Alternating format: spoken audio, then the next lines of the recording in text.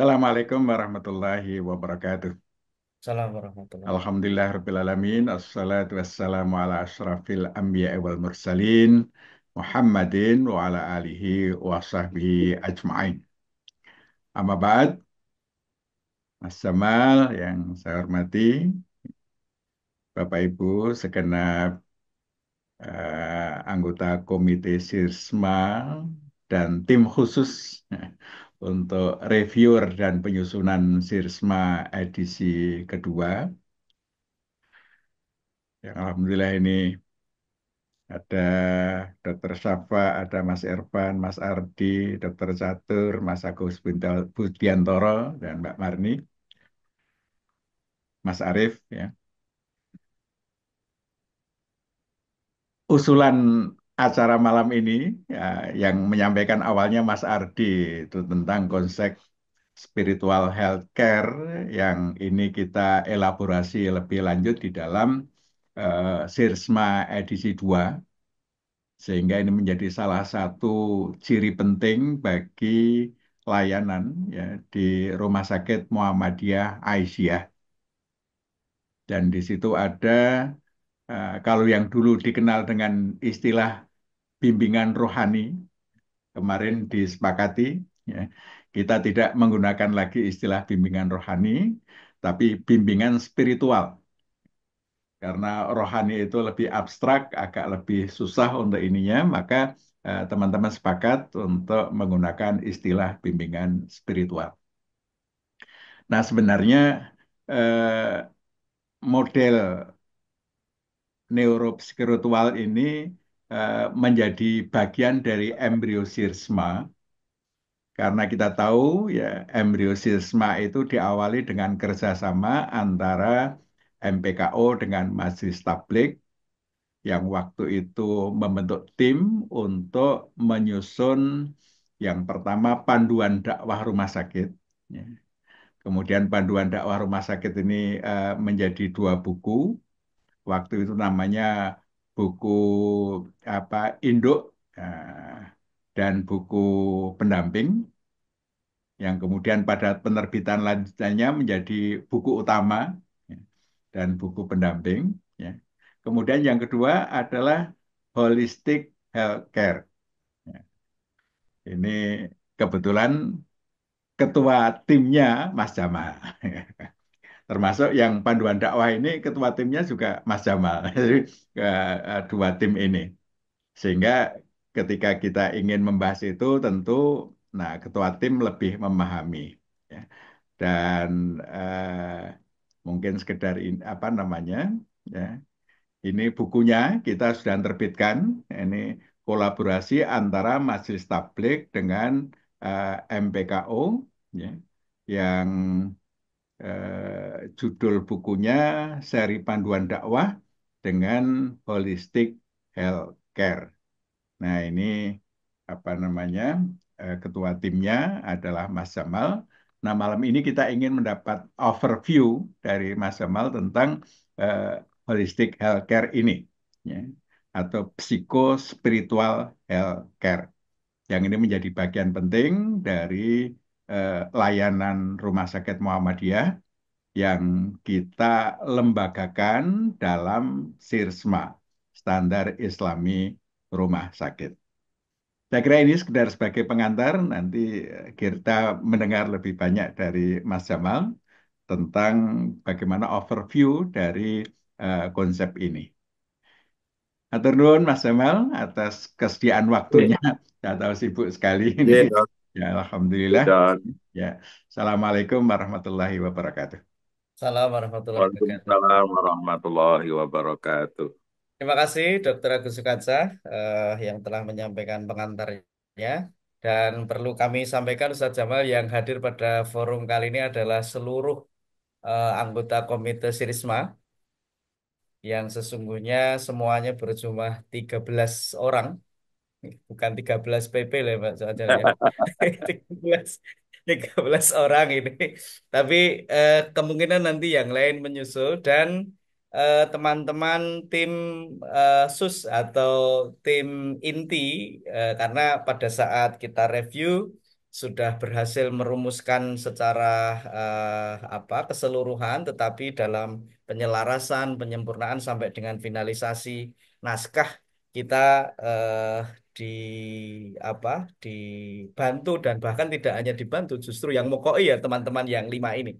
Ada Mbak Marni, ada Mbak Mustika, ada Mas Ardi, ada Mas Arif, yang ini kemudian sampai pada posisi sekarang draftnya sudah final dan sudah naik cetak. Nah, sekarang giliran kami untuk sinau ini, untuk belajar kepada Pak Ustadz Jamal terkait dengan satu satu materi dalam hal psikospiritual healthcare. Oleh karena itu, monggo kepada Ustadz Jamal, waktu sepenuhnya kami persilahkan. Assalamualaikum warahmatullahi wabarakatuh. Salam. Waalaikumsalam warahmatullahi Alhamdulillah wa la hawla wa la quwata illa billah. Asyhadu an la ilaha illallah wahdahu la syarikalah wa asyhadu anna Muhammadan abduhu wa rasuluhu la nabiyya ba'dah. Allahumma salli wa sallim ala Muhammad wa ala alihi wa sahbihi wa mawalah. Ibu-ibu apa yang saya hormati, terutama pada Dr. Agus Sukoco dan semua tim Sirsma yang saya hormati, yang 13 orang.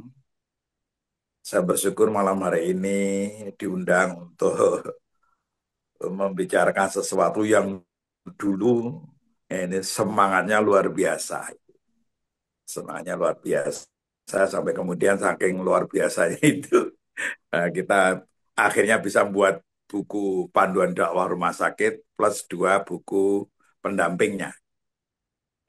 Di dalam buku pendamping yang ini lebih khusus ya, psikospiritual healthcare atau holistic healthcare itu lebih khusus karena aspeknya apa psikologi dan spiritual. Tapi di panduan buku pendamping itu sebenarnya di sana itu ada hal yang harus muncul buku-buku lagi. Salah satunya adalah panduan Melati, layanan terpadu Islami Rumah Sakit Muhammadiyah, layanan primanya. Itu yang kita waktu mimpinya nanti layanan prima seluruh Rumah Sakit Muhammadiyah itu sama, berstandar yang sama, panduannya sama. Kita udah nyoba yang Melati itu di Rumah Sakit Dalam Jakarta, BKU Bantul, Pondokopi juga Cepu ya. Kita usahakan untuk menuju ke sana, sebuah proses yang nggak akan pernah selesai karena pelayanan akan terus mengikuti persoalan dan berkembang zaman. Tapi terus kita upayakan dan saya komitmen dimanapun ditugaskan layanan prima Melati itu saya praktekkan. Sehingga nanti kalau sudah jadi semakin matang alat ukurnya, monitoringnya, semuanya bisa dilatihkan kepada seluruh rumah sakit Muhammadiyah di Indonesia. Nanti cara menyambutnya pun sama, Assalamualaikum, begini, dan sebagainya, itu sudah kita bicarakan, tapi belum ada panduan yang lebih detail itu. Ini sekedar pengantar ya, kenapa di buku pendamping itu ada poin-poin yang ditindaklanjuti dengan panduan-panduan. Nah, salah satunya ini yang sudah dibuat adalah buku seri panduan layanan psikospiritual atau psikospiritual healthcare atau holistic healthcare, istilah yang disepakati di Pokja waktu itu. 3 buku itu akhirnya semua saya Pokjanya, karena buku yang satu ini sebenarnya Dr. Sakiran ketuanya, tapi kemudian nggak jalan dan saya jadi ketuanya lagi. Ya, gitu. Kalau nggak clear gitu. Oh maaf, yang buku karakter kedokteran Indonesia yang beliau nggih. Gitu. Akhirnya saya jadi ketua Pokjanya di samping ketua Pokja yang 2 buku sebelumnya itu. Nah, khusus untuk buku ini, panduan ini Bapak-Bapak, ini ada kisah yang agak panjang, tapi sudah saya tuliskan di materi ini sehingga kisahnya jadi pendek.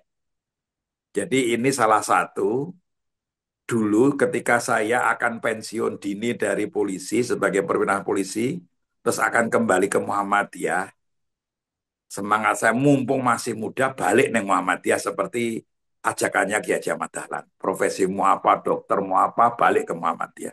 Nah, saya masih muda waktu itu, usia 36 tahun pensiun dini.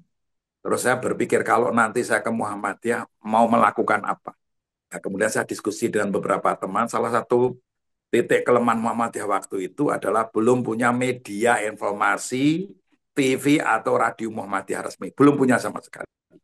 organisasi Muhammadiyah yang modern, TV nggak punya, radio nggak punya. Maka obsesi saya kalau nanti saya balik ke Muhammadiyah, saya akan buat apa namanya TV Muhammadiyah dan radio Muhammadiyah. Alhamdulillah akhirnya TV-mu lahir, tapi radionya belum berhasil. Ya, radionya belum berhasil, tapi TV-nya sudah berhasil. Ya sudah, itu saya tinggalkan, saya serahkan PP, kemudian kami kemudian jadi direksi rumah sakit. Lah begitu masuk rumah sakit, ini obsesi yang kedua. Kok Muhammadiyah nggak punya rumah sakit yang hebat? Ini tahun 2026 ya Bapak. Kok Muhammadiyah belum punya rumah sakit yang sehebat Panti Rape, sehebat apa namanya Panti Rape, BT, kalau di Jakarta itu ada San Carolus dan sebagainya, di Bandung ada itu kok kita belum punya rumah sakit yang seperti itu, yang hebat, yang layani, yang juara Persi waktu itu. Belum ada rumah sakit Islam satu pun yang ikut lomba Persi waktu itu. Nah, begitu saya masuk ke rumah sakit Islam, terobsesi bagaimana kemudian rumah sakit kita itu bisa setara dengan yang lainnya. Maka kemudian kita belajar ke Karitas Palembang. Waktu itu yang hebat Karitas sama Panti Rape yang selalu juara. Nah, kita nggak usah malu belajar kepada mereka. 3 hari 2 malam kita ke sana. Lalu kita melihat, oh begini dan sebagainya. Akhirnya kita kembali ke Rumah Sakit Islam. Kemudian muncul banyak ide, termasuk yang perlu dipertanyakan. Kalau di Karitas itu mereka yakin dengan nilainya, ada layanan kepasturan, atau kesusteran, begini dan sebagainya. Kok saya melihat rumah sakit Islam itu nggak ada bedanya dengan rumah sakit umum yang lainnya. Dengan RSUD dan sebagainya itu hampir nggak ada bedanya. Hanya namanya rumah sakit Islam tapi belum punya ciri kriteria apa sih bedanya rumah sakit Islam itu dengan rumah sakit yang lain. Itu ada di materi saya, Mas Agus, Ustaz Agus. Jadi eh, apa bedanya rumah sakit Islam dengan rumah sakit yang lain? Juga apakah rumah sakit Islam Jakarta waktu itu dan rumah sakit sudah Islami? Nah, ini pertanyaan yang pertama adalah apakah rumah sakit kita itu sudah Islami? Kok berani mengatakan Islam? Yang kedua, apa bedanya rumah sakit kita dengan rumah sakit yang lain? Waktu saya masuk ya hampir nggak ada bedanya. Oh kita punya masjid, ya rumah sakit umum juga masjid. Oh pakai kerudung, lo rumah sakit umum juga banyak yang pakai kerudung. Oh Bismillah, lo banyak dokter yang umum di rumah sakit umum dan Bismillah. Jadi hampir nggak ada bedanya waktu saya datang ke rumah sakit Islam Jakarta itu. Merenunglah itu kemudian kita harus bisa memastikan rumah sakit Islam itu memang Islami yang pertama. Yang kedua, memang kita punya layanan unik yang membedakan dengan yang lainnya. Waktu itu. Nah, kemudian tiba-tiba ada surat dari IJSMI, ada Silaknas ini, seminar di Silaknas ini di Palembang 2007 akhir atau 2008 awal itu ditujukan ke Mukisi. Waktu itu saya pengurus Mukisi, kepala bidang media di Mukisi. Nah, pengurus Mukisi nggak ada satupun yang berani datang atau kerso datang untuk memaparkan tentang Islaminya rumah sakit Islam. Karena Mukisi didirikan salah satunya itu. Lah, ternyata Pak Ketua nggak kerso, Pak Wakil kata Dokter Sonia nggak kerso dan sebagainya. Tibalah saya hasil rapat ini menunjuk saya mewakili IJSMI untuk bicara tentang layanan Islami rumah sakit Islam. Waktu itu kita belum menyebut rumah sakit syar'i. Ya. Layanan Islami rumah sakit. Akhirnya karena ditugaskan, dok, Bapak Ibu, saya buka literatur, saya tanya ke Rumah Sakit Islam Bandung, dulu sejarahnya bagaimana, dokumen Rumah Sakit Islam, Rumah Sakit PKU Muhammadiyah, saya minta dokumen, saya pelajari, kenapa dulu ini rumah sakit ini berdiri. Jadi memang kemudian ketemu hampir rata-rata rumah sakit Islam atau PKU Muhammadiyah ya, itu didirikan juga ada semangat ideologis. Kalau di Jakarta berkaitan dengan ada seorang ulama besar yang sakit hampir dimurtadkan di Gatot Rumah Sakit Cipto Mangunkusumo. Ada Pak Nasir dan Pak Ustadz Abdullah Safi yang Yayasan Asafiyah itu. Nah, akhirnya ketahuan dan bisa diselamatkan, dan kemudian Pak Abdullah Safi akhirnya dirawat di rumah sakit Islam. Di situ ada tahlilan, yasinan dan sebagainya di rumah sakit Islam waktu itu karena Pak Abdullah Safi. Nah, itulah salah satu latar belakang itu ada seperti itu. Bagaimana nanti kalau tokoh-tokoh Islam dirawat di rumah sakit non-Islam dan meninggal secara tidak Islam. Itu salah satu yang melatar belakangi. Di samping banyak sekali berkaitan memang itu program Muhammadiyah dan sebagainya, iya. Tapi salah satu yang memicu itu adalah sebenarnya itu, ideologis itu. Baik di Bandung, di Jakarta dan sebagainya itu rata-rata itu. Ada apa kegelisahan ideologis kenapa umat Islam tidak punya rumah sakit. Nah, kemudian karena kita dokumentasi dan sebagainya, kemudian harus muncul apa kriteria layanan Islami, rumah sakit Islam itu apa. Kemudian saya membuat materinya, Bapak-Bapak. Saya membuat materi, ya dari sana, dari mikir, dari pengalaman, muncullah makalah dan dalam bentuk PowerPoint dan makalah yang akhirnya ikut seminar di sana.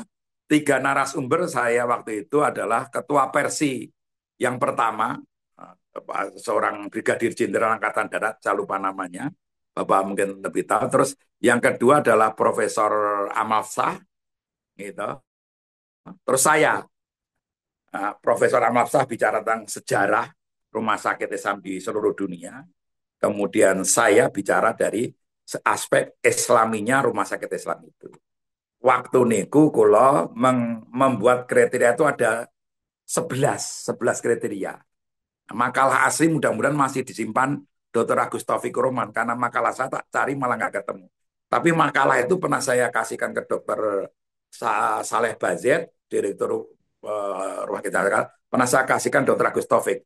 Makalah PowerPoint, bukan makalah dalam bentuk papernya, tulisnya itu. Saya sampaikan beliau, dan itulah kemudian kita pelan-pelan punya 11 kriteria tentang layanan Islaminya rumah sakit Islam. Dan Alhamdulillah sekarang oleh Sirsma sudah dilengkapi lebih banyak lagi aspek-aspek Islami rumah sakit Islam itu. Nah, salah satu yang tadi menjawab pertanyaan sudah Islami dan layanan unik, lah layanan psikospiritual healthcare itu lebih kepada layanan yang harus menjadi salah satu keunikan pembeda rumah sakit Islam atau rumah sakit Muhammadiyah dibanding rumah sakit yang lain. Ini latar belakang psikospiritual healthcare itu atau holistic healthcare itu lebih ke situ agar kita punya layanan yang berbeda dengan rumah sakit lain sekaligus menunjukkan Islaminya rumah sakit Islam. Itu mohon di Mas Agus materinya. Nah, terus Mas Agus. Nah, ini sudah kisahnya tadi sudah saya sampaikan.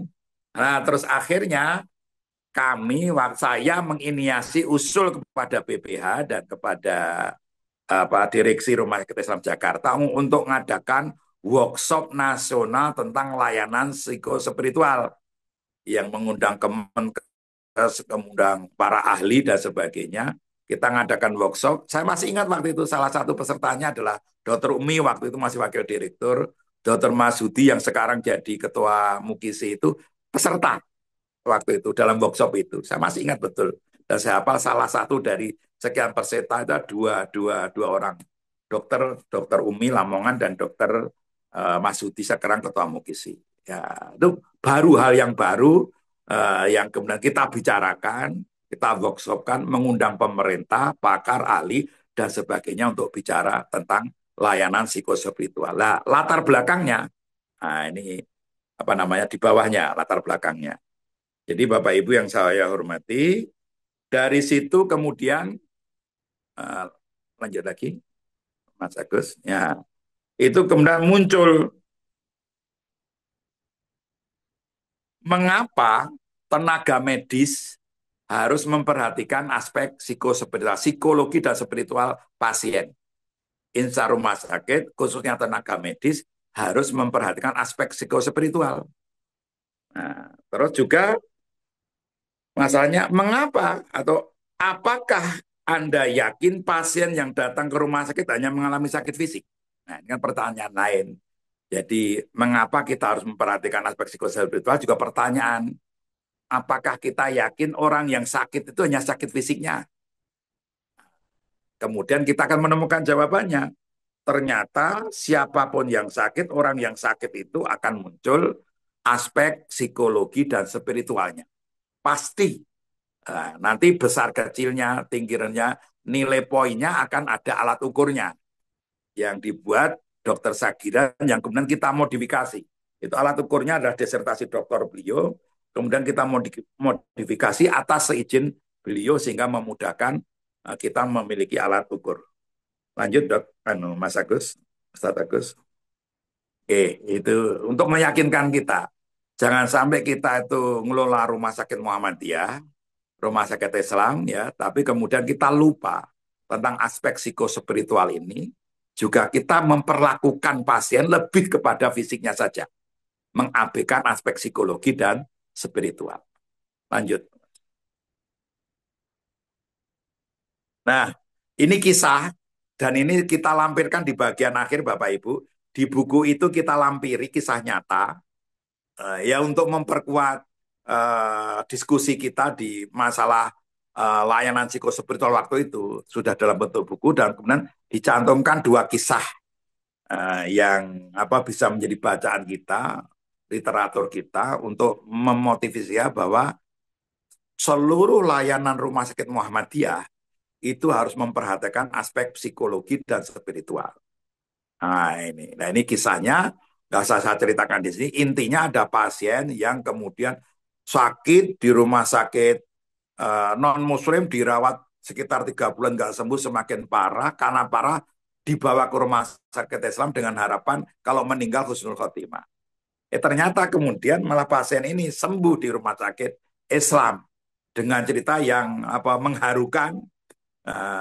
Pesakit ini mantan pejabat BUMN sebuah bank yang mengalami psikosomatik yang luar biasa, komplikasi macam-macam, dan kemudian pasien ini menjadi sembuh setelah tercerahkan, menerima sakitnya, menerima hikmah, berhusnudon pada Allah, kemudian bersyukur. Tadinya pasien ini menyalahkan adiknya yang merebut harta warisannya, menyalahkan Tuhan karena menyalahkan Allah, kenapa dia harus yang sakit seperti ini. Dan kemudian juga kurang bersyukur padahal sudah punya jabatan, punya istri, punya anak, adiknya spesialis jantung. Dan akhirnya sembuh karena mengalami pencerahan, diajak ngobrol oleh Bin Roh, dan akhirnya sembuh. Lah kisahnya silakan baca, nggak saya ceritakan di sini. Kisah yang kedua yang sudah sangat terkenal adalah penemu The Seduna Method, metode Seduna. Dr. Liston Lemonson yang di Google, di bukunya sudah banyak disampaikan yang intinya Dr. Liston Lemonson yang divonis meninggal tinggal beberapa bulan lagi, kemudian beliau menjadi sembuh dari penyakitnya yang komplikasi juga setelah menyadari tentang makna hidup, ikhlas menerima nasib yang dialami, kesabaran dan tawakal. Setiap mau tidur dia berdoa positif, setelah bangun tidur hidup dia positif disyukuri, dan akhirnya beliau hidup 40 tahun dari vonis penyakitnya yang divonis oleh berbagai lab dan berbagai rumah sakit. Ini kisahnya juga ada. Lanjut.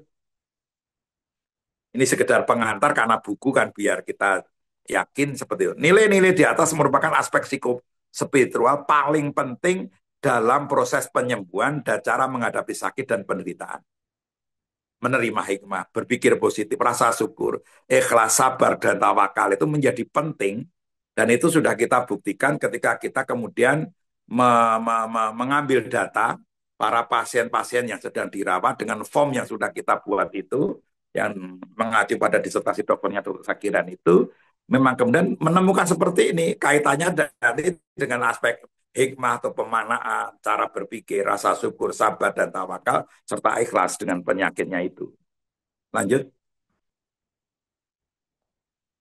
Nah, ini sekedar contoh, ada guyonan dokter tapi serius itu ya, bahwa nanti suatu saat dokter itu akan meresepkan tidak sekedar obatnya apa, tapi meresepkan mungkin sholat tahajud, banyak doa, minta maaf pada ibumu dan sebagainya. Karena berdasarkan pendalaman kasusnya, ternyata orang ini sakit di latar belakangi psikologis. orang ini sakit lebih banyak di latar belakang psikospiritual atau dua-duanya. Nah, dengan ngobrol dengan pasien, dengan alat ukur itu ngobrol, diharapkan ketemu masalahnya dan kemudian muncul resep baik tertulis atau tidak oleh dokter penanggung jawabnya disampaikan kepada pasien itu entah psikolognya kalau aspeknya lebih berat psikologi atau binro atau bahkan dokternya langsung menyampaikan karena psikospiritual ini pelaku utamanya sebenarnya tenaga kesehatan bukan binro. Binro hanya mendalami untuk kasus-kasus spiritual yang memang gawat. Tapi layanan secara umum, dokter, perawat, bidan lah yang melayani untuk mempraktekkan psikospiritual ini.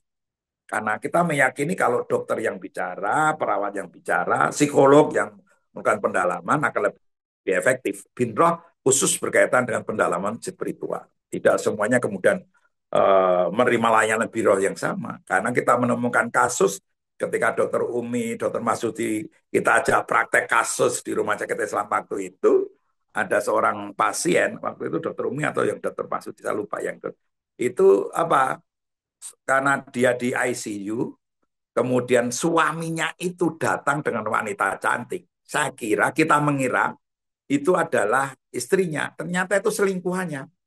Gitu. Suaminya itu ketika ditanya apa yang paling Bapak harapkan, inginkan, dengan enteng aja dia, ya istri saya cepat meninggal dunia, Pak. Jadi ada keluarga pasien, bahkan suaminya itu memang menginginkan istrinya cepat mati, maka bawa selingkuhannya di depan istri. Ini kasus unik pas kita pelatihan di workshop itu, praktek kasus itu seperti itu, menemukan kasus ada seorang suami ingin istrinya secepatnya mati agar dia bisa kawin lagi dan hartanya diambil. Nah, yang sakit di ICU itu perawat rumah sakit Islam Jakarta. Itu kisah nyata yang bagi saya nggak terbayangkan ada seorang suami yang pengen istrinya cepat mati. Nah, itu lanjut. Nah, ini yang kalau kasus-kasus ini bisa kita dalami, ini insya Allah akan menarik gitu. Jadi ini yang disimpulkan yang saya kutip, ya, ada Dr. Adela Mateus itu mungkin saja suatu saat para dokter akan menuliskan terapi zikir dan doa dalam resep obatnya atau resep-resep spiritual. Dari 200 studi yang telah dilakukan para ahli, ternyata 75% menyatakan bahwa komitmen agama spiritual menunjukkan pengaruh positif pada pasien. Ini saya ambil dari jurnal yang ada di atasnya. Lanjut. Nah, Bapak Ibu, ketika kita ingin mengimplementasikan tentang psikospiritual, layanan psikospiritual itu dipengaruhi oleh beberapa hal. Mohon dimunculkan Ustaz Agus. Nah itu, jadi ketika kita mau praktek, dokter Catur, dokter Umi, atau saya dan sebagainya, itu dalam mempraktekkan layanan psikospiritual itu, bayangan saya, menurut pikiran saya itu dipengaruhi banyak hal. Yang pertama adalah pemahaman terhadap Al-Quran dan Sunnah. Bagaimana kita memandang Al-Quran dan Sunnah itu berpengaruh terhadap cara kita memperlakukan layanan terhadap pasien. Maka ada standar karakter dokter Muhammadiyah agar mereka mengerti pesan Al-Quran, pesan Nabi yang berkaitan dengan layanan kesehatan itu apa. Kemudian yang kedua, ideologi dan paham agama. Jadi Qurannya sama, Sunnahnya sama, hadisnya sama, tapi begitu cara memahaminya itu bisa berbeda. Maka Muhammadiyah bisa berbeda dengan Salafi, berbeda dengan NU, dan sebagainya dalam cara pandang terhadap suatu masalah. Tentang satu Ramadan, tentang hisab ru'yah, itu bisa berbeda. Cara merapatkan barisan, pada dalilnya juga sama. Tapi kemudian ketika menyimpulkan, mentarjihkan, dan sebagainya, itu bisa beda. Termasuk bagaimana layanan Islami di rumah sakit PKU Muhammadiyah nantinya. Itu dipengaruhi ideologi atau paham agama yang diyakini oleh para dokter, para perawat, ada yang nganggap untuk apa nambah kerjaan aja. Banyak yang ketika kita ajak bicara ini pekerjaan perawat, pekerjaan dokter sudah banyak, ngapain ditambah lagi. Nah, ini yang harus kita rubah bahwa ini bukan menambah pekerjaan, ini menyempurnakan, memperbaiki layanan yang selama ini kita anggap sudah baik, ternyata ada bolong-bolongnya. Nah, ideologi dan paham agama itu menjadi penting agar kita kemudian bisa melakukan layanan kesehatan yang standarnya lebih baik. Maka sudah ada sirsma, maka cara pandang itu dikerucutkan menjadi sirsma. Terima kasih karena pemikirannya akhirnya disempurnakan. Yang kedua, cara pandang terhadap kehidupan, kemajuan dan perkembangan zaman. Ada yang menganggap bekam, madu itu segala-galanya. Ada yang bekam lewat goresan, ya, pisau atau apa, itu segala-galanya. Saya pernah didatangi teman saya di IPM yang kemudian menjadi ahli bekam, yang orang Jerman, orang Kadana, Australia, itu datang belajar karena beliau menyusun buku tentang bekam itu luar biasa. Pulang dari Amerika, praktek di rumah sakit Islam, dan beliau bilang, Mas Jamal, ngabisin biaya saja tuh membuat rumah sakit sebesar ini.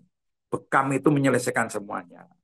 Karena saya di Fakultas Kedokteran dan Fakultas Keperawatan, saya mengajar tentang Tibun Nabawi dan pengobatan Islami. Saya jelaskan bahwa pengobatan Islami tidak berhenti pada masa Nabi. Karena ulama-ulama berikutnya, zaman berikutnya, perkembangan itu semakin modern, maka lahir Ibnu Sina, Imam Al-Ghazali, Ibnu Rushd dan sebagainya, yang banyak berkaitan dengan pemikiran, termasuk pemikir-pemikir yang lebih baru, ya, itu juga memperjuangkan pengobatan Islam, bedah dan sebagainya, bukan berarti bertentangan dengan Tibun Nabawi. Itu pengobatan Islami yang terus akan berkembang sesuai dengan zaman. Yang penting tidak menggunakan barang yang haram, tidak merusak ketentuan dari Allah, dan seterusnya dan seterusnya. Bapak lebih tahu dibanding saya. Nah, ini cara pandang terhadap kehidupan, kemajuan dan penjaman seperti itu.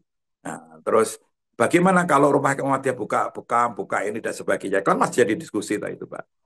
Nah, mungkin itu salah satu yang bisa kita pikirkan, layanan-layanan yang Islami tapi kemudian tidak menjadi pandangan kuno, tetapi Islami yang sesuai dengan perkembangan zaman, yang istilah Muhammadiyah itu berkemajuan. Yang kedua adalah cara pandang terhadap kesehatan. Cara pandang terhadap kesehatan itu. Lah kalau menurut ahli bekam, ya kesehatan itu membekam dan sebenarnya akan menyelesaikan semua. Akhirnya tukang bekamnya itu sakit, kelainan darah yang istilahnya medis saya tidak tahu. Dan kemudian datang di rumah sakit Islam, dirawat di rumah sakit Islam. Tidak bisa disembuhkan oleh muridnya maupun dia sendiri. Dan disitulah dia minta maaf ke saya sebelum meninggal. Mas, maaf, saya terlalu yakin dan terlalu sombong dengan ilmu saya. Ternyata rumah sakit itu tetap sesuatu yang dibutuhkan dari Islam kita. Itu sebelum meninggal beliau, teman saya itu seperti itu. Pasiennya banyak sekali. Ini sekedar contoh cara pandang terhadap kesehatan.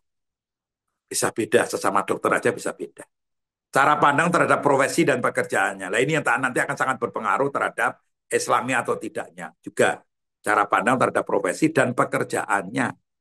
Bagaimana seorang dokter, hanya seorang dokter anestesi, akan ditambah dokter anestesi satu saja, uring-uringan, marah-marah, menjuluki direktur maling, dan sebagainya. Saya nemuin berbagai kasus di sekitar rumah sakit, ya dokter yang duitnya sangat banyak itu, kemudian datang juniornya itu ditolak mentah-mentah, tanpa argumentasi yang jelas. Sederhananya ya, kalau seniornya nggak mau, ya nggak bisa. Kita harus mengubah cara pandang ini. Sampai sekarang dokter muda pun ya seperti itu sikapnya. Kita mau tambah dokter ortopedi menolak, mau ditambah dokter objin menolak. Padahal Sirsma kan mengharuskan rumah sakit PK harus punya dokter objin perempuan. Mau ditambah dokter objin aja ya menolak mentah-mentah. Ini padahal dokter di PKU, kader-kader Muhammadiyah. Bisa dalil bagus, kalau udah menyangkut dirinya, susah sekali menerima. Saya dimudahkan di Rumah Sakit Islam itu ada Dokter Suryono, sekarang BPH, yang menanamkan nilai jangan pernah takut ditambah dokter meskipun seprofesi sama dengan spesialisnya. Itu Dokter Suryono pelopor pikiran positif. Silahkan sebanyak-banyaknya dokter anak di Rumah Sakit Islam. Bukan mengurangi kue, menambah kue. Yang dibagi akan lebih banyak. Itu pikiran yang positif. Kalau dokter-dokter kita sudah berpikir begitu, maka kita enak. Apalagi nanti kalau ketentuan Kemenkes dan BPJS yang dokter praktek per pasien itu 10 menit, ya kacau kalau nggak punya dokter tetap, apalagi hanya satu. Kemudian cara pandang terhadap pasien dan pelanggan. Nah, bagaimana kita cara pandang terhadap Islam? Nah, kajian psikospiritual itu lebih banyak fokus pada cara pandang dokter, petugas terhadap profesinya, dan cara pandang petugas rumah sakit dari cleaning service sampai direktur terhadap pelanggannya. Lebih banyak difokuskan Di situ termasuk di dalam panduan dakwah rumah sakit lain rumah itu pengantarnya banyak membangun kesadaran bahwa bagaimana profesi itu dan bagaimana cara pandang kita terhadap pasien. Yang terakhir adalah niat, motif, dan motivasi, proses dan hasilnya. Karena innamal a'malu binniyat, motif seseorang atau motivasi mempengaruhi menentukan kinerja, performansi, dan prestasi seseorang. Lanjut. Nah ini WHO mengamanahkan ada 4 aspek, yaitu fisik, mental, sosial, dan spiritual. Mohon titik lagi, diklik lagi. Bawahnya itu ada spiritualnya. Fisik, biologi, fisiologi, mental, psikologi, sosial, dan spiritual. Amanah WHO, sehat itu 4 aspek. Bapak-bapak sudah tahu semua, fisik, mental, sosial, dan spiritual. Nah, makanya ketika kita membuat rumah sakit, layanan kita juga harus meliputi 4 ini. Yang spiritual di bawahnya. Lanjut. Nah, Undang-Undang Kesehatan juga mengamanahkan hal yang sama, fisik, mental, spiritual, sosial, yang memungkinkan setiap orang untuk hidup produktif secara sosial dan ekonomis. Kalau di ada Undang-Undang Kesehatan ditambahi penjelasannya itu. Orang ya fisik, mental, sehat, dan berfungsi. Kehadirannya sebagai manusia itu produktif secara sosial dan ekonomis. Itu yang dinamakan sehat. Sehat, tapi diem saja. Menurut Undang-Undang Kesehatan nggak sehat itu. Ya, lanjut. Nah, sehat menurut Islam juga sama. Fisik, mental, spiritual, minimal 4 itu. Tapi lebih ditekankan pada pencegahan penyakit. Kalau dalam pandang Al-Quran memandang kesehatan adalah suatu konstruksi yang menyeluruh, baik secara fisik, mental, spiritual. Hal tersebut agar terjaga tidak hanya dengan menjaga masalah kesehatan secara individu, tapi juga perlu menjaga sistem kesehatan keluarga dan menjaga sistem kesehatan masyarakat. Nah ini betul-betul cara pandangan sehat ya. Menurut Islam itu adalah meliputi seluruh aspek, bahkan sampai ke sosial, kehidupan masyarakat. Promosi kesehatan itu menjadi penting. Maka dokter Rasulullah dan putrinya siapa namanya itu dipakai nama apa aulanya Rumah Sakit Islam Jakarta yang di Stikers itu namanya perawat pertama itu kan lebih banyak ke promkesnya mengajak masyarakat hidup sehat sehingga sampai dokter Mesir kaget kok nggak ada orang sakit di Madinah waktu itu karena apa promosi kesehatannya itu sangat dipentingkan. Nah kita lebih banyak fokus pada mencegah menyembuhkan orang sakit. Nanti kita harus mengarah ke sana, maka program-program MPKU yang promosi kesehatan, menyiapkan kesehatan masyarakat dan sebagainya itu menjadi sangat menarik dan penting dalam perspektif keislaman. Lanjut. Nah, untuk ke sana maka SDM rumah sakit itu atau SDI istilah kita itu harus dibina dengan baik ya. Niatnya juga diintervensi agar ketika kerja itu benar niatnya cara pandangnya terhadap Allah, Tuhan, terhadap diri, profesi, manusia, pelanggan, tadi sudah saya sebutkan, juga harus diintervensi agar menjadi positif juga terhadap Allah, maka taifatnya kuat, menjadi orang tawadu, maka profesi adalah ibadah dan amanah manusia, maka akan menghargai, pelanggan akan dimuliakan. Nah, itu melalui proses pengajaran, pendidikan, dan pentakdiban.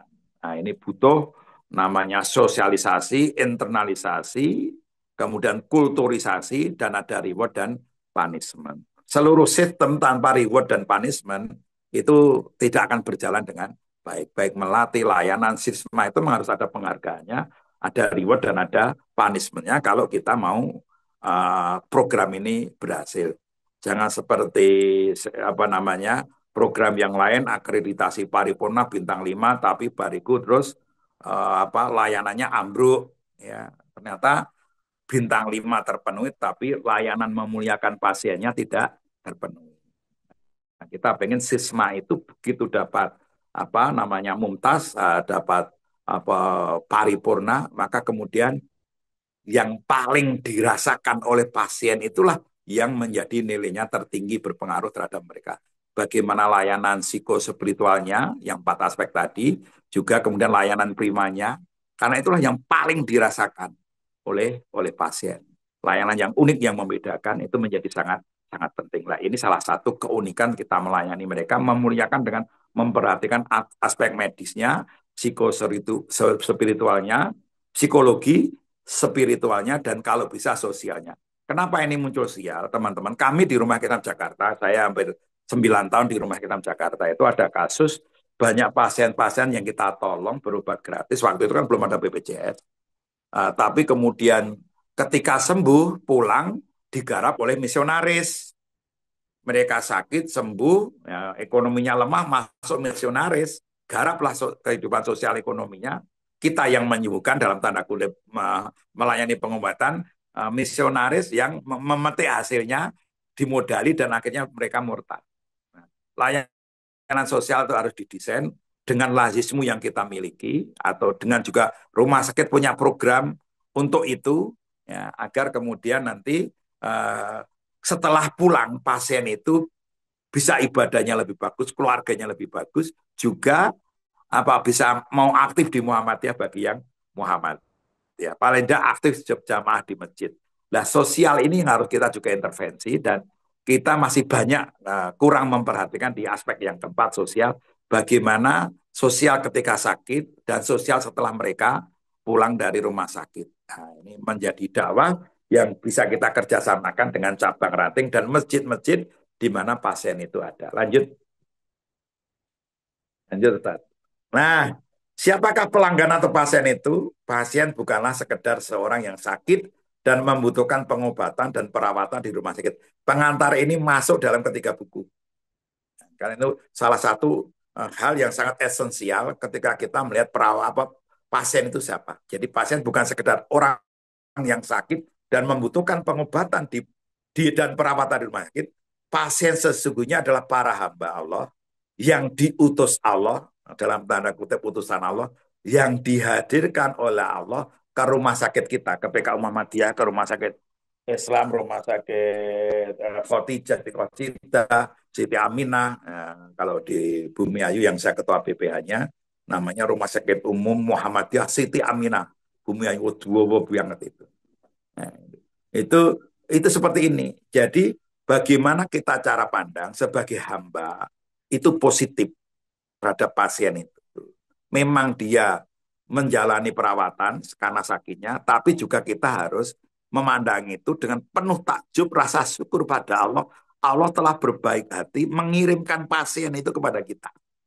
Bukan sekedar karena pasien kita, rumah sakit kita hebat, dokter spesialisnya banyak, dan sebagainya. Di Jogja itu ada sebuah rumah sakit, dulu namanya apalah itu, Bapak udah tahu di Timur, yang dipimpin oleh seorang konsultan rumah sakit hebat dari Gajah Mada. Oh, dokternya hebat, bangkrut. Nah, disinilah saya meyakini bahwa pasien datang itu bukan sekedar tertarik di rumah sakit kita.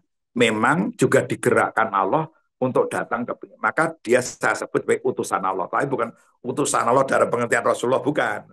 Orang yang dikirim Allah ke rumah sakit kita. Ini cara berpikir. Yang kedua, yang selanjutnya. Dengan kehadiran para pelanggan atau pasien, para dokter, perawat bidan, dan seluruh insan rumah sakit dengan segala profesinya, dapat beribadah dengan mengamalkan ilmunya dan keahliannya, sehingga Allah memberikan rezeki dan pahala pada setiap petugas rumah sakit, dan akhirnya mereka dapat hidup secara bermartabat di hadapan manusia dan di hadapan Allah Subhanahu wa Ta'ala. Lanjut. Lanjut, ini tambah penjelasan. Oke, lanjut lagi. Dengan paradigma, balik lagi Mas Agus. Dengan paradigma seperti ini, maka para petugas rumah sakit Islam, rumah sakit Muhammadiyah akan menyadari bahwa hakikatnya sesungguhnya Allah lah yang menolong kita. Ya, jadi Allah menolong kita. Kita ditolong Allah, para dokter, para perawat, direktur itu ditolong oleh Allah, ya, para petugas rumah sakit. Dengan Allah mengirimkan hambanya, khususnya pasien, sehingga kita dapat beramal soleh dengan merawat dan melayani mereka. Jadi cara berpikirnya agak ditingkatkan, disempurnakan, bahwa sesungguhnya pasienlah yang menolong kita, bukan kita yang menolong pasien. Karena pertolongan kita, profesi kita nggak ada gunanya sama sekali kalau tidak ada pasien di rumah sakit kita. Maka Allah menolong kita dengan mengirimkan pasiennya. Maka pasien ini harus dilayani dan dimuliakan karena sesungguhnya mereka yang menolong kita. Secara fisiknya memang kita mengobati apa yang farmasi, membuat resep dan iya, tetapi kerja itu kan nggak akan terjadi tanpa Allah mengirimkan pasien di rumah sakit kita.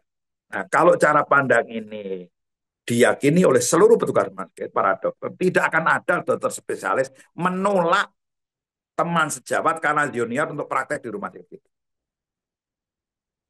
Karena Allah akan mengirimkan lebih banyak lagi pasien pada kita. Lanjut, lanjut Mas Agus. Nah, ini Sirisma, Bapak udah tahu nggak saya bahas. Karena ini kan segala apa namanya sistematisasi dari pikiran-pikiran yang dulu kita diskusikan. Lanjut Mas. Islami unggul. Nah, terapi holistik itu sekedar bahasa menyempurnakan biopsiko sosio spiritual itu akhirnya itulah holistic healthcare. Kenapa disebut psikologi dan spiritual? Karena itu lebih menekankan fokusnya karena medisnya sudah. Nah, maka medis ini perlu disempurnakan dengan psikospiritual. Kalau digabung empat aspek ini menjadi terapi holistik. Dan rumah sakit Muhammadiyah harus melakukan ini. Jasmani, psikologi, sosial, dan mendesain program-programnya untuk ke sana. Dan itu tidak mudah. Nah, layanan psikospiritual, gitu, pengertian pertama, monggo Mas Agus. Mas Agus. Itulah upaya penyembuhan bagi pasien memperhatikan empat aspek tadi. Yang kafah atau holistik. Jadi upaya penyembuhannya. Itu yang pertama, memperhatikan aspek empat tadi. Lanjut. Lanjut, Mas. Yang kedua. Lanjut, lanjut, lanjut. Ada pengertian yang kedua ya, diklik lagi. Nah, segala layanan kegiatan rumah sakit segala layanan dan kegiatan yang diselenggarakan oleh rumah sakit yang memperhatikan menggunakan pendekatan psikologi dan spiritual Islami. Itu kalau tadi lebih pada penyembuhannya, tapi kalau ini adalah segala layanannya, entah gizi, entah binroh dan sebagainya, yang memperhatikan aspek psikologi dan spiritual di samping medis. Segala layanan dan kegiatan. Terus yang ketiga, yang termasuk psikospiritual adalah atau holistik adalah segala kebijakan manajemen, fasilitas dan sumber daya yang ada memiliki nilai psikospiritual. Maka tentang masjid, arsitektur dan sebagainya itu kemudian memiliki nilai psikospiritual. Gitu. Jadi resep yang dibuat, kemudian apa namanya PKS perjanjian kerjasama dan semuanya aspek itu yang di dalam SIRSMA sudah disebutkan di kelompok-kelompokan itu memang harus memiliki nilai psikologi dan spiritual yang ikut membantu sembuhnya pasien. Seorang petugas parkir ketika mobil datang, dia assalamualaikum dengan menyilangkan tangan di sini, Bapak menyebut apa, terus mendoakan Bapak mudah-mudahan lancar dan mudah-mudahan Ibu atau putri Bapak cepat sembuh. Nah, tukang parkir mendoakan saat itu bagian dari layanan psikospiritual. Cleaning service yang ramah, yang minta izin ketika mau membersihkan, mendoakan, itu psikospiritual. Itu semua petugas itu bisa memiliki layanan psikospiritual. Semua sarana dan prasaranya itu bisa didesain untuk menguatkan layanan psikospiritual. Tulisan atau monitor di tempat tunggu dan sebagainya itu bisa menjadi bagian. Jadi tidak ada satupun barang sesuatu, alat, fasilitas, SDM yang lepas dari psikospiritual, termasuk direkturnya, BPH-nya, bisa menguatkan layanan spiritual, psikospiritual. Lanjut. Layanan rumah sakit kepada pasien dan keluarganya memperoleh layanan terbaik, merasa lebih dimuliakan dan memperoleh kesembuhan yang lebih baik dan lebih bermakna. Nah, nanti akhirnya layanan psikospiritual itu puncaknya akhirnya pasien dan keluarganya itu memperoleh layanan terbaik Islami dan unggul itu yang kemudian mereka merasa dimuliakan ketika dirawat di PKU kita, di rumah sakit kita, dan kemudian ketika pulang itu hidupnya lebih baik dan lebih bermakna. Yang tadinya malah sholat dari menjadi lebih rajin, yang maunya konflik dengan istri menjadi tidak konflik. Itu psikospiritual sampai memikirkan seperti itu. Jangan sampai pasien banyak nganggurnya di rumah sakit. Dokter datang visit kan berapa menit saja. Setelah itu nganggur. Maka kita melakukan kerja-kerja layanan agar mereka lebih bermakna ketika di rumah. Maka muncullah waktu itu TV Rumah Sakit Islam Jakarta. TV Rumah Sakit yang waktu itu saya namakan Psikospiritual Channel. Cara kita mengintervensi pasien agar ada bedanya dirawat di Rumah Sakit Muhammadiyah dan Rumah Sakit Umum. Dulu di Rumah Sakit Islam yang ditonton ya Indivision. Sama dengan Cipto, sama dengan Gatot Subroto, San Carolus, ya toh. TV-nya sama, langganan Indovision setiap bulan waktu itu 6,5 juta, yang ditonton teaternya banyak sekali, sama saja, nggak ada bedanya sama sekali. Maka kemudian kita buat TV khusus rumah sakit yang mengintervensi pasien. Ya, setiap hari, setiap mau sholat, kita ingatkan waktunya. Mau sholat, persiapan sholat, terus cara sholat kita tunjukkan pada mereka. Semua TV di blocking, hanya muncul TV rumah sakit yang menyiapkan mereka untuk sholat. Sholatnya orang sakit itu bagaimana dan sebagainya. Terus mau tidur kita akan tidur dengan pengantar dari ustadz. Kemudian doa-doa sebelum tidur. Ya. Terus pada jam tertentu kita intervensi ada materi dokter Pras, misalnya dokter siapa, ngisi materi disiarkan langsung dan pasien bisa dialog dengan dokter yang sedang mengisi materi itu, termasuk keluarganya. Dan banyak lagi yang bisa kita desain agar mereka yang sakit di Rumah Sakit Muhammadiyah itu memperoleh perlakuan yang berbeda.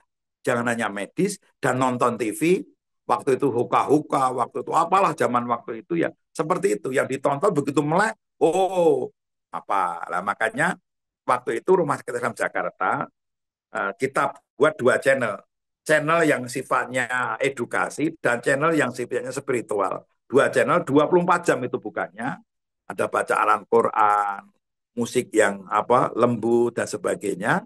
Ternyata banyak pasien ketika kemudian tengah malam itu melek, nggak bisa tidur, dia dengarkan baca Al-Quran yang memang kita siapkan 24 jam, seluruh monitor dan layar TV. Kenapa Pak? Karena ketika orang sakit itu, sebenarnya siapakah yang setia menunggu mereka? Apakah dokter? Tidak. Dokter kan hanya visit beberapa menit. Perawat, 2-3 perawat mengampu sekian tempat tidur. Bisa 20-30. Datang pun kalau bel dibunyikan. Istri, kalau suami sakit, sibuk merawat anak. Kalau kemudian istri sakit, suaminya sibuk kerja. Terus siapa yang akan mendampingi pasien ini 24 jam? Maka jawabnya bukan perawat, bukan dokter. TV rumah sakit.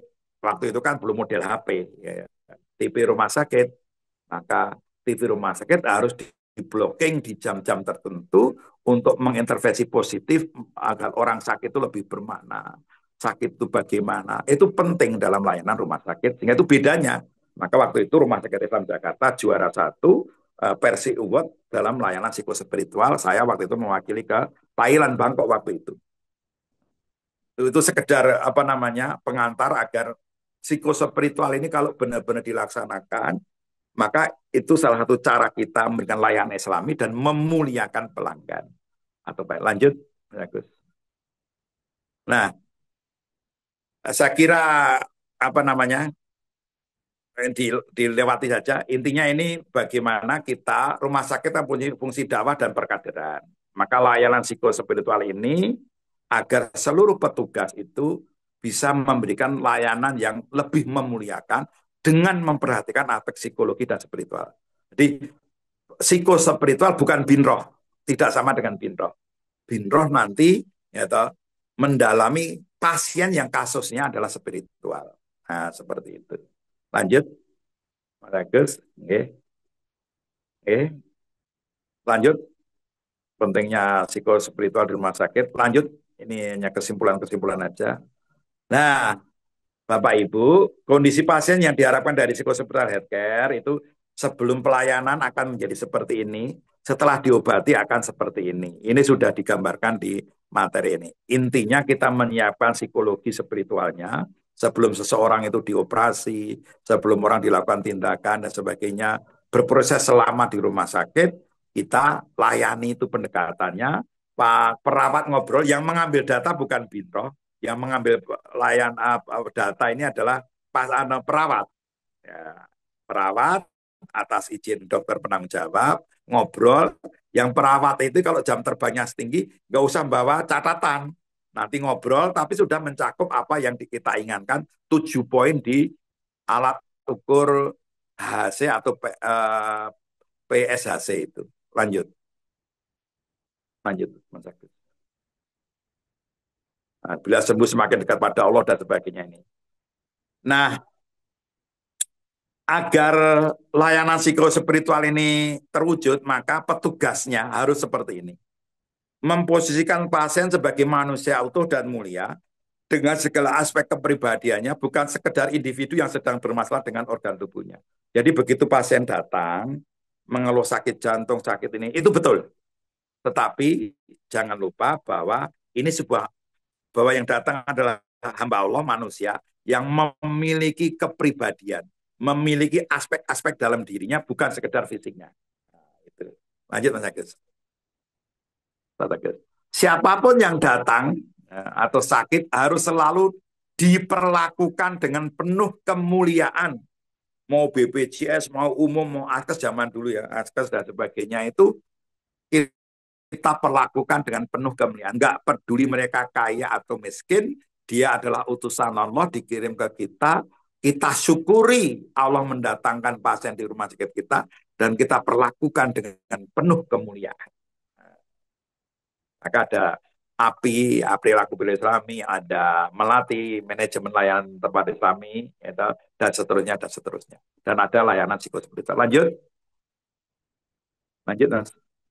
Pada hakikatnya yang bisa menyembuhkan penyakit hanyalah Allah, bukan obat atau petugas medis. Itu satu hal yang harus kita yakini. Kita ikhtiar dengan obat, dengan resep, dengan tindakan bedah dan sebagainya. Tapi kita harus tetap berharap pada Allah, ngajak pasiennya, harus meyakini bahwa yang menyembuhkan Allah, dan kita memotivasi mereka dengan membantu mereka melakukan pelayanan kesehatan. Lanjut. Nah, dengan semangat 3 poin ini, insya Allah para petugas rumah sakit, entah binro, gizi, farmasi, dokter, semuanya akan saling ta'awun, saling sinergi, integrasi, dengan sikap tawaduk dan bahagia dalam melayani pasien. Insya Allah seperti itu. Lanjut. Nilai penting untuk mewujudkan psikospiritual healthcare. Ya, ini. Nah, ini lebih teknis, gitu. Jangan menjadikan pasien dan keluarganya sebagai objek tumpahan kekesalan. Permintaan tolong pasien dan keluarganya sebagai sesuatu yang mengganggu. Jadi jangan sampai, karena kadang-kadang kita kan double tugas di rumah sakit ini, di ini, kerja ini, itu. Kadang-kadang kita konflik dengan suami, konflik dengan istri, lagi kecewa dengan anak, maka apa? Seluruh petugas rumah sakit jangan sampai menjadikan pasien dan keluarganya itu sebagai objek tumpahan kekesalan kita.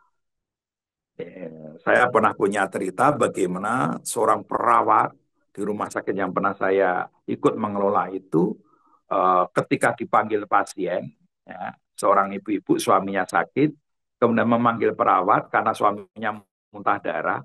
Si perawat itu bilang, "Wong muntah rung saember nyeluk." Nah, gitu. Maka tersinggung ibu ini. Ada perawat di rumah sakit Muhammadiyah yang perawatnya bilang begitu. Komplainlah ibu ini ke direktur bahwa ada perawat yang dimintai tolong sesuai tugasnya karena suaminya muntah darah, malah berucap seperti itu. Akhirnya saya panggil, singkat cerita, baru tahulah kemudian perawat ini ternyata salah satu perawat terbaik yang kami punya. Kemudian apa Pak? Dia ternyata punya masalah berat hidupnya dengan suaminya sudah 3 tahun.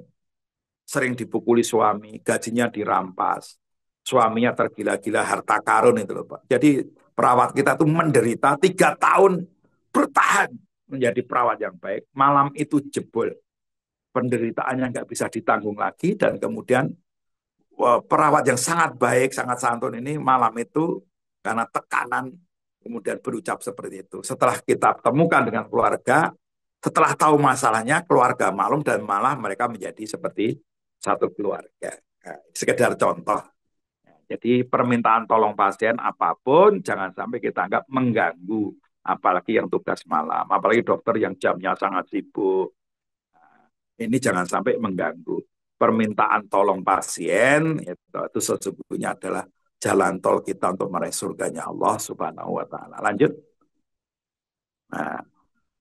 Nah, apa yang harus kita kerjakan? Melayani pasien dengan layanan terbaik, ihsan, adalah jalan paling lapang bagi kita untuk meraih ridho dan kasih sayangnya dan memberi surganya. Kalau kita punya masalah, bantu masalah yang lain, pasien kita tolong dengan baik-baik, sebaik-baiknya. Insya Allah, Allah yang akan menyelesaikan masalah hidup kita. Lanjut. Holistic healthcare sudah, lanjut aja, Bagus. Itu kesimpulan. Nah, ini untuk siapa? Maaf, ini penting ada di buku. Layanan psikospiritual ini untuk siapa? Sasarannya. Pasien rawat inap, pasien yang mengalami tindakan operasi, pasien tahap terminal, pasien dalam kondisi cacat permanen, pasien yang mengalami sakit kronis berkepanjangan, dan geriatrik. Ya, waktu itu kita membatasi layanan untuk mereka. Nah, lanjut. Tujuan implementasi psikospiritual, ya, memberi gambaran tentang status psikospiritual, permasalahan psikospiritual dengan melakukan assessment. Jadi dengan assessment alat yang sudah ada, kita akan dapat gambaran status psikospiritualnya. Kemudian memperoleh informasi tentang aspek etiologis, yaitu latar belakang penyebab munculnya status yang ada di psikospiritual. Oh, ternyata dia konflik dengan suaminya. Oh, ternyata dia depresi karena suaminya meninggal. Oh, karena punya utang. Oh, karena lah itu aspek-aspek penyebabnya bisa diketahui. Memperoleh informasi tentang interrelasi, yaitu analisa tentang hubungan aspek psikospiritual penderita dengan penyakit fisik mental yang diderita. Memperoleh informasi aspek terapi dan keperawatan, yaitu guna menyusun rencana pengobatan dan perawatan psikospiritual si pasien. Nah, paling tidak 4 ini yang nanti akan kita lakukan untuk pasien-pasien yang tadi ada 5 kategori itu. Lanjut. Nah, manfaat penerapan psikospiritual untuk pasien terpenuhi kebutuhan dan tanggung jawabnya. Ya, oke, Dokter Catur nanti silahkan materinya disebarkan. Pasien terpenuhi kebutuhan dan tanggung jawab religiusnya. Pasien dapat menggunakan potensi dirinya secara positif, terbangun dinamika hubungan interpersonal yang positif, baik dengan keluarganya, dokter, dan petugas rumah sakit. Pasien dapat beraktualisasi diri dan meningkat eksistensinya. Banyak orang yang kemudian putus harapan, putus asa. Pasien memulai kehidupan yang lebih sehat dan bermakna bahagia dunia akhirat. Setelah sembuh, mereka hidup lebih semangat, bermakna, dan sebagainya. Makan binroh dilatih, psikolognya, perawatnya, dokternya dilatih agar ini menjadi layanan yang membedakan kita dengan rumah sakit yang lain. Lanjut. Nah, prosedur penerapan psikospiritual healthcare itu sudah tercantum di buku yang sudah saya siapkan lampirannya, nanti Bapak Ibu tinggal terima di WA. Itu ada di halaman 33 sampai 40, di halaman 77 sampai 90. Itu sampai contoh kasusnya seperti apa, assessment yang kita lakukan, kemudian diputuskan bersama perawat, dokter, oh ini aspek psikologinya, oh ini aspek spiritualnya, oh aspek dua-duanya, oh itu lebih ke medisnya. Itu nanti diputuskan oleh tim yang mengelola pasien. Ya, dokter penanggung jawab menjadi penting, maka harus ikut pelatihan ini. Dokter, perawat, psikolog, dan binrohnya. Lanjut. Nah, nanti ada contohnya, gitu, Dok, Bapak Ibu. Lanjut. Nah, hasil dari layanan psikospiritual, naik lagi, Tatagus. Hasil dari layanan psikospiritual, mau naik lagi. Balik ya. Turun ya malahnya. balik lagi, Tatagus. Ya, terus satu lagi lah. Mewujudkan pribadi yang lebih bermakna. Tadi. Satu lagi, Dok. Klik satu lagi. Nah, mewujudkan pribadi dan kehidupan yang lebih sehat dan bermakna. Jadi begitu sembuh, mereka lebih sehat dan bermakna. Bermakna itu aspek keluarga, aspek ketuhanan, sosial, dan sebagainya. Kita harus masuk di aspek ini. Ini sekedar ungkapan, bukan sakit yang membuat manusia binasa, tetapi yang akan membinasakan manusia adalah hidup tanpa makna. Maka ada guyonan toh, rokok memang pembunuh, minuman keras memang pembunuh, tetapi ada pembunuh yang lebih cepat adalah ketika orang merasa sendiri, hidupnya tidak bermakna, maka akan cepat binasa. Lanjut, sudah selesai ini materinya, tapi masih ada lagi. Lanjut, Ustaz Agus. Ya sudah, sudah capek Ustaz Agus. Demikian Bapak Ibu yang saya sampaikan, mudah-mudahan ada manfaatnya. Mohon maaf kalau ada bahasa-bahasa yang kurang berkenan. Assalamualaikum warahmatullahi wabarakatuh. Waalaikumsalam warahmatullahi wabarakatuh. Terima kasih Ustadz Jamal. Eh, Rupanya semangat menyampaikan pencerahan tidak pernah berubah. Ustadz Jamal itu selalu mencerahkan dan menyemangati gitu. Luar biasa. Sampai Ustadz Catur itu, wah ini materinya sangat bagus. Sudah saya share Ustadz ya? J, nanti dulu Ustaz. Sudah saya share, silahkan diakses di chat ini. Mungkin mohon izin Ustadz Jamal apa masih diperkenankan untuk diskusi barang beberapa menit? Monggo, Oh, monggo. sih. Nanti lampirannya mohon sekalian dikirimkan nggih Oke, ke sudah, Ustaz. Bapak. Sudah, Oh, sudah. nggih, sudah. Saya Jadi kira. ada pengantar saya PowerPoint dan ada potongan cuplian dari buku Sih. yang teknis alat ukurnya niku. Ya, yang penerapan, G. Yang Nggih, yang penerapan, G. nggih, nggih. Baik, Bapak Ibu, kita buka sesi apa sharing atau diskusi. Monggo raise hand untuk bisa menyampaikan atau dipersilahkan kepada Bapak Ibu semuanya dari tim dulu atau dari komite dulu atau monggo silahkan. Saya Mas Agus Budi. Oke, monggo Mas Ardi silahkan. Ya, matur nuwun. Ini sesi malam tapi ini luar biasa. Ya, saya sudah cukup lama di Rumah Sakit Muhammadiyah baru kali ini untuk mendengarkan ini. Saya juga terlibat di MUKI sih, tapi juga baru kali ini, Pak Jamal. Jadi ini kok bisa ini tenggelam begitu. Baik, eh, pagi tadi memang sempat baca di baru pengantar awal saja gitu ya, belum sempat sampai detail di belakang gitu ya. Tapi saya mencoba macam resume gitu. Wah, ini sebenarnya sudah atau mencakup semua aspek yang ada di pelayanan rumah sakit sebenarnya ini. Ini yang bahwa psikospiritual ini tidak hanya sekedar nanti bagaimana perilaku, tapi juga lingkungan itu kalau di Sirsma ada MDF itu adalah eh, standar yang dapat dijadikan sebagai instrumen untuk mewujudkan psikospiritual healthcare. Lalu yang kedua, kalau kita lihat areanya, ini adalah sangat sinergi dengan yang diatur di dalam PAP Starkes, Pak. Jadi di dalam PAP maupun HPK tentang HPK 13 tentang layanan bina, kalau di sana masih bina rohani kalau nggak salah. Lalu kalau di PAP itu ada beberapa layanan untuk pasien kelompok risiko tinggi yang semuanya itu belum memiliki semacam metode atau rujukan dalam mewujudkannya seperti apa sih sebenarnya layanan itu gitu ya. Misalnya kayak layanan pasien layanan untuk spiritual yang di HPK 1.3 itu di sana hanya menyampaikan saja bahwa rumah sakit harus memberikan pelayanan dengan menghormati nilai-nilai keyakinan dan spiritual. Titik sampai di situ saja. Satu kalimat saja itu. Sehingga sebenarnya rumah sakit kan jadi heterogen. Bahkan kalau kita survei di mana-mana itu ketika masuk ke situ, itu yang dia ditunjukkan itu hanya rekam medik yang isinya adalah tulisan asesmen bahwa dia pasien beragama Islam, titik gitu. Artinya tidak ada bentuk-bentuk penjabaran yang sampai sedetail ini. Ini kan luar biasa ini.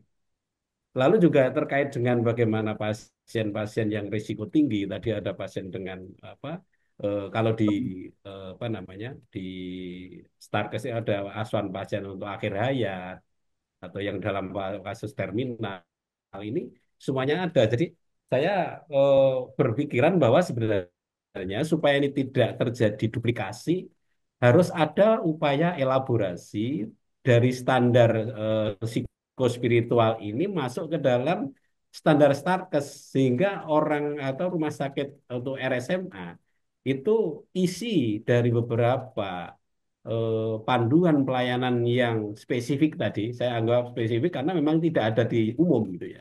Itu adalah diisi dengan standar-standar yang ada di psikospiritual healthcare maupun yang ditetapkan dalam SIRSMA.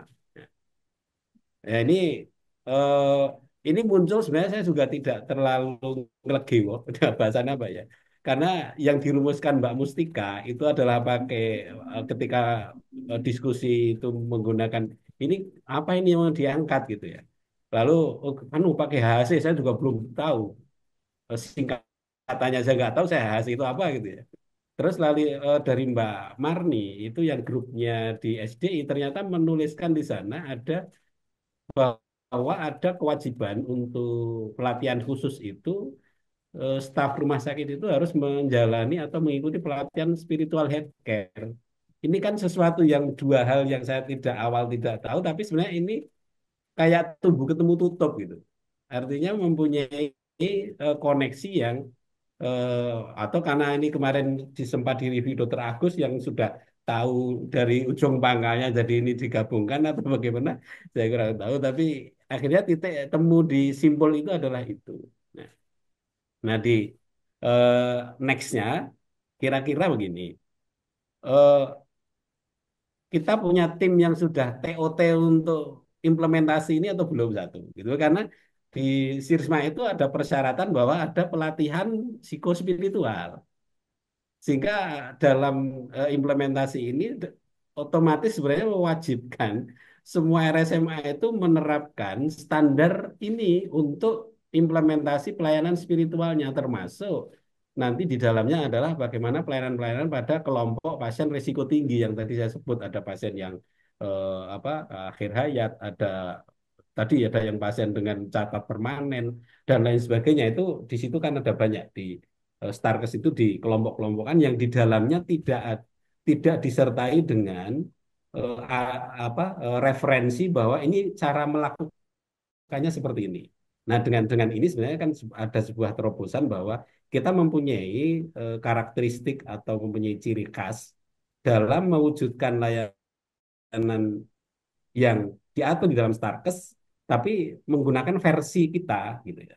Versi dari Muhammadiyah yang itu ternyata bukunya aja sudah ada gitu. Nah ini eh, sedikit satu curcol. Yang kedua adalah bagaimana ini nanti bisa dielaborasi sehingga rumah sakit tidak dia tetap menjalankan standar-standar yang sifatnya adalah dari standar kementerian, tapi di dalamnya eh, ter apa ya terwarnai atau memang isinya adalah apa yang sudah dirumuskan di dalam layanan spiritual ini. Itu saja Pak Jamal, matur nuwun.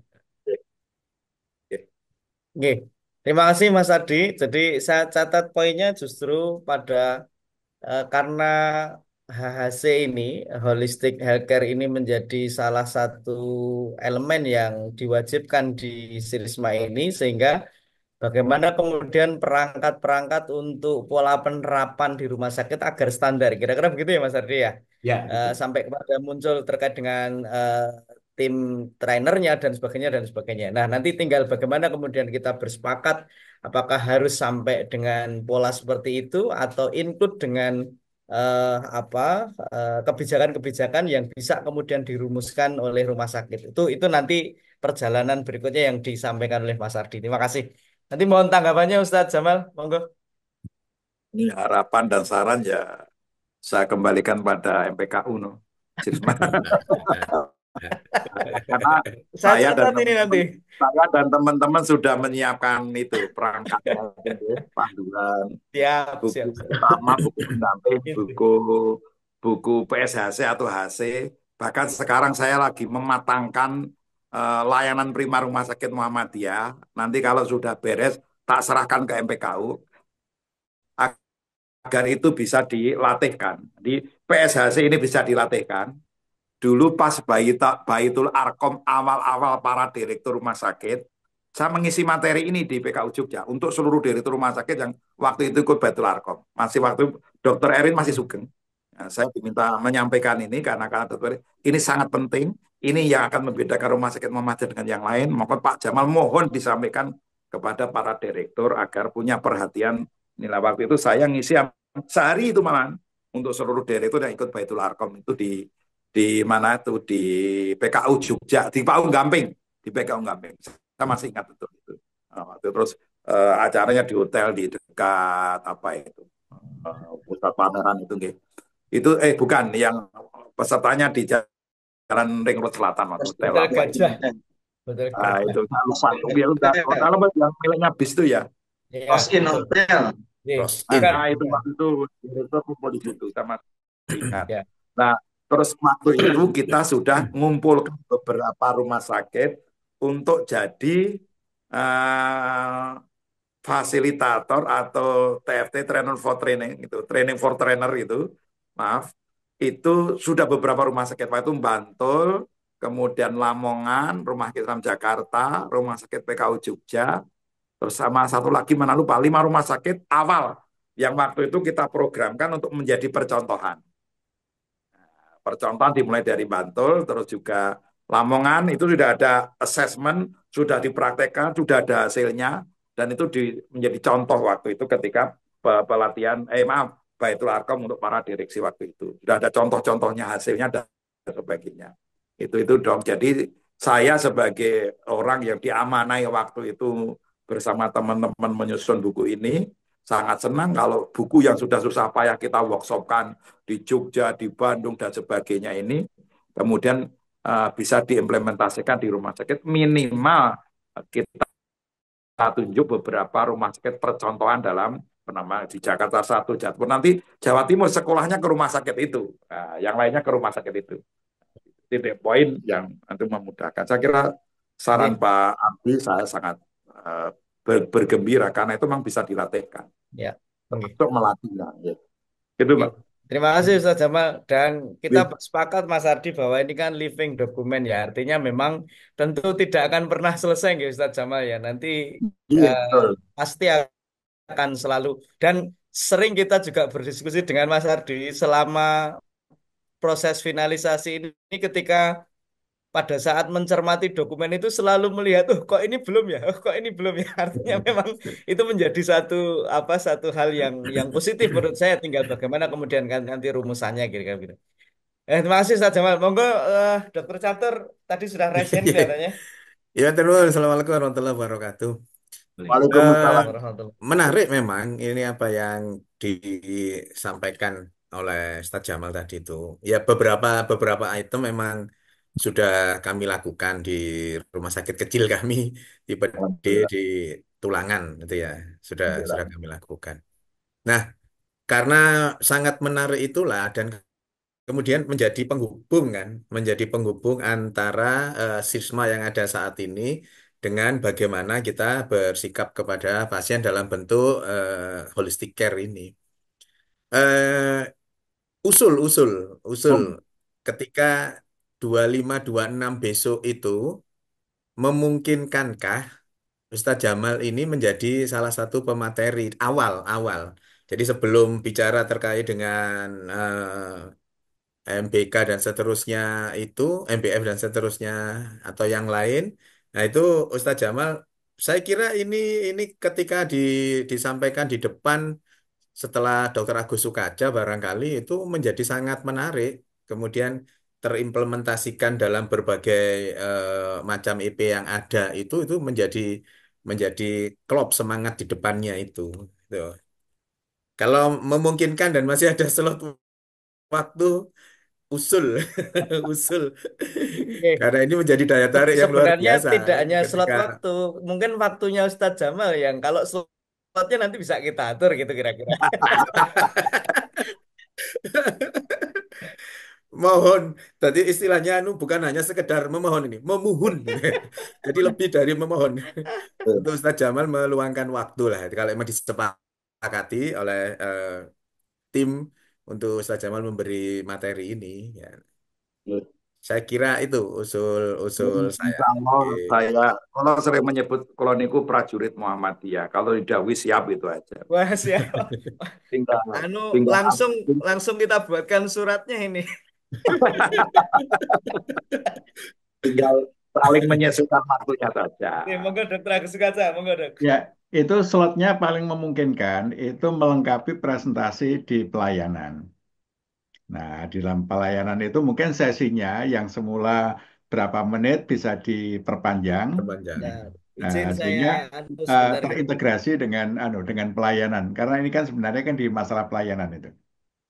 Hari kedua Mas Agus Budi. Nggih, intinya well note nggih, Dokter ya. Pokoknya Ya. saya diperintah siap, insya Allah. Nah, Oke, siap, siap, siap. Sebagai mantan perwira siap. sekarang presidennya Muhammadiyah, Pak. Dok. Wah, ini nyarinya malah anu, mungkin di beberapa. Tapi insya Allah kita anu apa? Nanti kita agendakan nanti segera kita sampaikan ke Ustadz Jamal. Kemungkinan nanti di hari kedua, jadi di tanggal 26-nya, Ustadz Jamal. Nanti kita kirimkan apa? Randonnya nggih, Ustadz nggih. Oke, tidak mawon. Oke.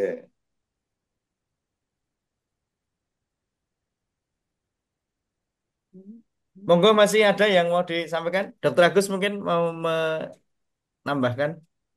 Monggo silakan yang lain dulu. Ya, Ustadz Irfan ya, yang tadi sangat tekun dan mencermati. Monggo Ustadz. Nah, ini kan karena memang belum jadi penghuni rumah sakit, jadi masih timik-timik ini mengikutinya. Tapi timing-timingnya Ustadz Irfan itu sudah melebihi suhu.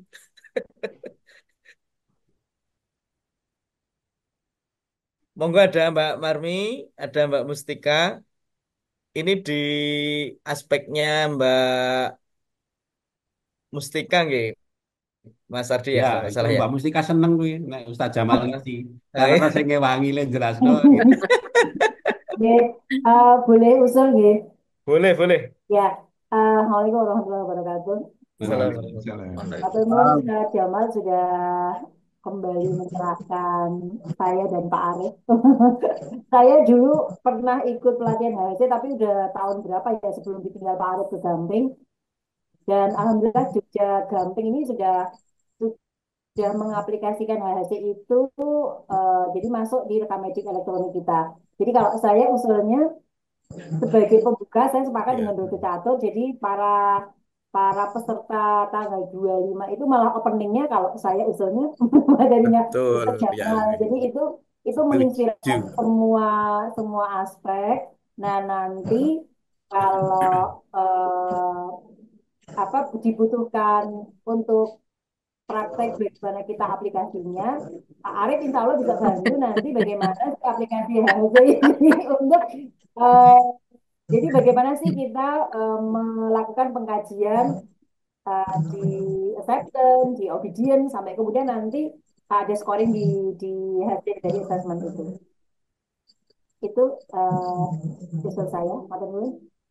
Semacam pintu masuknya kan itu. Iya, karena Makanya ini saya menurut usulkan saya di payung depan banget itu. gitu ya. Jadi Betul. bagaimana nanti semua asuhan itu payungnya di HSI. Oke.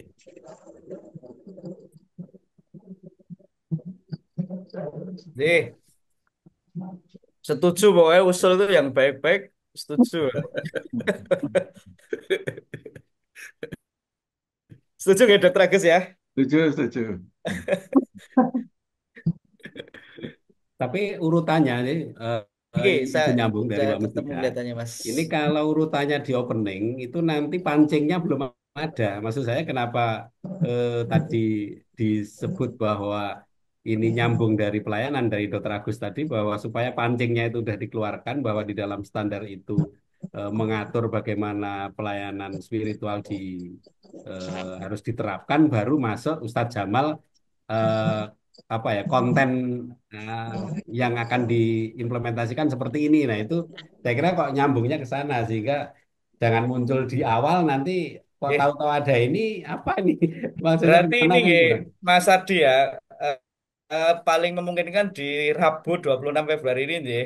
Oke, ya Jadi itu yang nanti betul. di posisi apa sesi yang pertama itu kan waktunya cukup agak panjang itu nggih. Nanti breaknya bisa kita atur lah. Karena kan itu tidak sampai sore toh, artinya pukul 13 sudah selesai sehingga nanti kita bisa atur di sini Mas Ardi. Ya, bisa. Oke. Oke, sementara begitu Ustaz Jamal, jadi ini permohonan secara lisan nanti tertulis kami persiapkan, kami sampaikan ke MPKU, nanti kita buatkan permohonan resminya. Terima kasih sudah merlok-merlok ke wekdal gitu loh di tengah aktivitas dan kesibukan. Terus Wonugi, Pak Agus, Dr. Agus, Pak Aldi, dan teman-teman semuanya. Saya jadi ingat lagi masa lalu. Tapi yang baik-baik loh Ustaz ya. Ora turu-turu, garap itu ya. Masih ada mungkin sebelum beliau Mas Arif kelihatannya masih penasaran ini. Mas Arif cukup? Cukup, Pak. Oh iya, alhamdulillah karena Mas Arif ini juga apa kita tugaskan juga ini Ustadz Jamal. Jadi kan di samping dokumen yang apa yang tertulis atau paper dokumen kita siapkan digitalisasinya Ustadz Jamal. Jadi Sirisma ini juga berproses untuk ya salah satu indikator berkemajuannya sehingga Mas Arief dalam waktu 2 hari, 3 hari ya Mas ya mungkin ya malah ya 3 hari itu menyepi di tengah keramaian kemudian kita minta untuk menyelesaikan terkait dengan digitalisasinya. Mungkin nanti ini juga menjadi satu anu Mas satu satu item yang mungkin juga bisa menjadi apa ya hal yang perlu disesuaikan dalam digitalisasi yang mungkin disusun. Ya, Mungkin pokoknya secara spesifik gitu. poin-poinnya jelas hanya 7 poin, Ya, klik-klik itu udah sudah bisa itu. keluar. Mungkin. Ngomong. Atau mau ada yang perlu dikonfirmasi Mas Arif terkait dengan itu?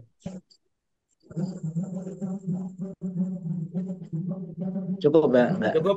Oh, oke, siap. Ya, Oke. cukup. Baik, terima kasih. Saya kira cukup nggih, Bapak, Ibu, Dr. Agus. Ya, Cekam gitu. cukup. Nggih, Matur ini suwun. di Indonesia Tengah sudah agak malam ini.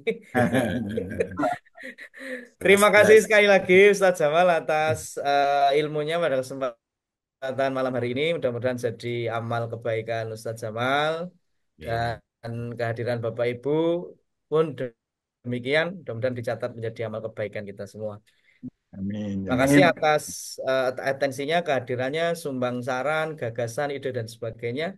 Mudah-mudahan rencana kita untuk selalu melakukan pembaruan dalam konteks standarisasi rumah sakit kita ini, standarisasi Islam rumah sakit kita ini mudah-mudahan senantiasa dimudahkan dan diberikan kelancaran oleh Allah Subhanahu wa taala. Amin. Eh, Mari kita syukuri pertemuan kita pada kesempatan malam hari dengan membaca hamdalah. Alhamdulillah. Alhamdulillah. Mohon maaf jika kami dalam memandu banyak kesalahan, kekhilafan. Terima kasih dan kami akhiri nasrun minallah wa fathun qarib. Wa basyiril mu'minin. Assalamualaikum warahmatullahi wabarakatuh.